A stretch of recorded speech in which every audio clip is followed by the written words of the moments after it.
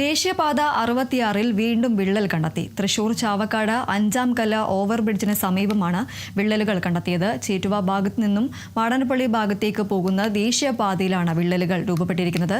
വിള്ളലുകൾ ടാർ ഒഴിച്ച് അടച്ച രീതിയിലും സമീപത്ത് നീളത്തിൽ പുതിയ വിള്ളലുകൾ രൂപപ്പെട്ട നിലയിലുമാണ്.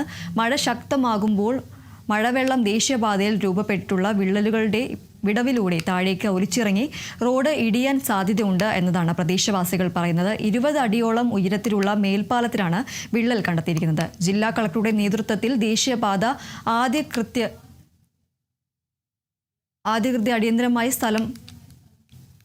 അധികൃതർ എത്തി അടിയന്തരമായി സ്ഥലം സന്ദർശിച്ച് ശാശ്വത പരിഹാരം കാണണമെന്നതാണ് നാട്ടുകാരുടെ ആവശ്യം.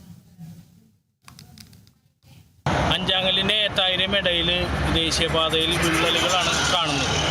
ഈ മഴവെള്ളം ഈ റോഡിലേക്ക് ഇറങ്ങിക്കഴിഞ്ഞാൽ ഏകദേശം ഒരു 10-20 അടി ഹൈറ്റിലാണ് ഈ പ്രദേശമുള്ളത്.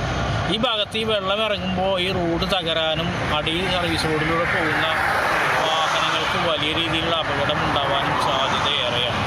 ഇവരിങ്ങനെ ഒരു വിള്ളൽ കണ്ടപ്പോൾ ഇതിൻ്റെ സമീപത്തുള്ള വലിയ വിള്ളലുകളിൽ ടാറിട്ട് അടച്ചതായി കാണുന്നുണ്ട്. അതിനാൽ അധികൃതർ എത്രയും പെട്ടെന്ന് ഇതിനൊരു ശാശ്വതമായ പരിഹാരം കാണണം.